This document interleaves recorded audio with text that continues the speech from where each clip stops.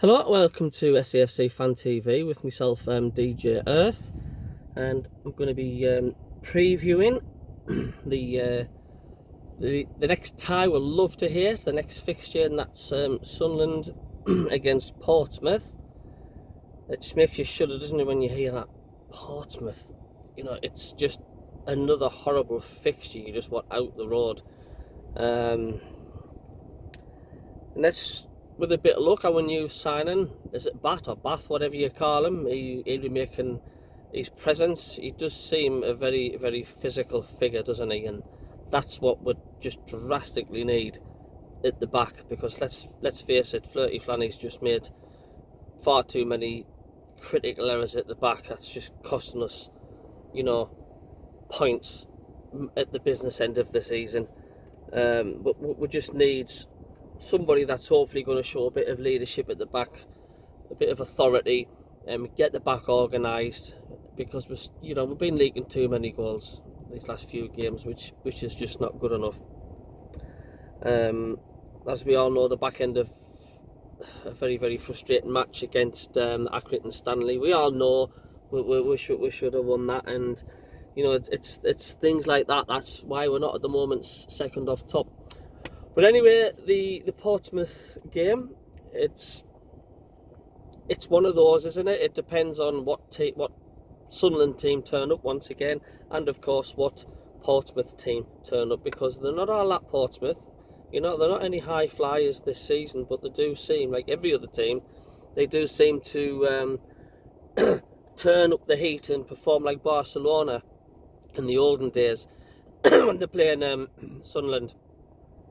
So we do want revenge of the thrashing on that water polo match we had with them down at Fratton Park last year. There's been a lot of speculations, hasn't there, for more signings and stuff.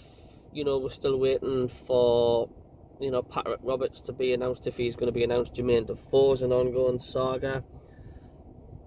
But are we going to get some players returning on Ian McGeady for the Portsmouth match? And once again, it's just a typical what Sunderland side's going to turn up.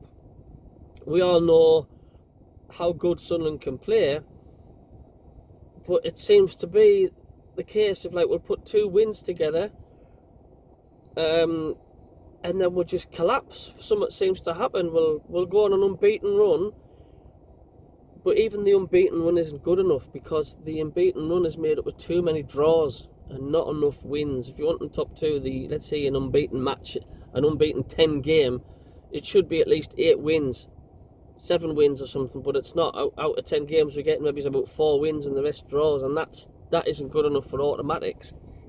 And that just seems to be the case every time there's an unbeaten run going. That seems to be the method, and I just hope we're not having a bad streak again, where we'll go 9 or 8 games, 10 games, whatever, without winning a game. Because this really is, how many times are we going to say it? This is our last chance. And now some fans say, well, it really isn't our last chance, because we're sort of only halfway through the season.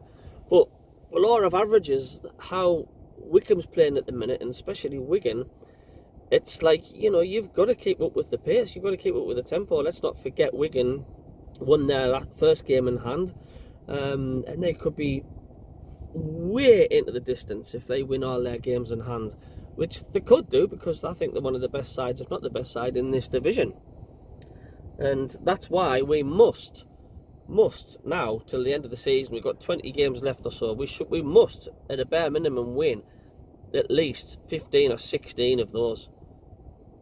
We've just got to, because Wycombe, they're up there, but I don't think they're a Wigan Athletic or world beaters. And Rotherham, are they starting to fall back a little bit, with their last defeat? But Sunderland have got to like I say, you can never tell with what we're going to do and what side's going to turn up. We've just got to do the business. I said that against Accrington and Stanley, and we didn't. It was just, you can usually tell the first 5 or 10 minutes what it's going to be like, how Sunderland play. Whether they're going to be sluggish, whether they're going to be sloppy, whether they're going to be scrappy. We need to get out the blocks like we did like against Doncaster, like we did against Sheffield Wednesday. We need to get out the blocks, go for the jugular, and kill them off earlier on, and show an authority. And that we're going to keep doing that, and that's what Sunderland need to do. Because I think, you know, in front of, I think 1,500 Portsmouth fans, they always fetch a good few up, and they'd be wanting to make plenty noise and spoiling the party at the Stadium of Light. We need to shut them up, and we need to shut them up early, and that's what Sunderland do, because the more it stays 0-0, the more confident the other team grow. And there's always something that happens, like something controversial, like a player of ours will get sent off or gets dirty. You know, we just do the business early on. My prediction, well, I really just didn't know, to be honest with you. I mean, my heart says Sunderland 2, Portsmouth 0. And my head says Sunderland 2, Portsmouth 0. I think if we've got that new lad at the back, the big bulky fella, hopefully that could make a difference. And if we can be solid at the back, because we have got decent going forward. We are decent going forward. So I think we'll go for a 2-0 win. I'd like to see Stuart bag 1. And I fancy...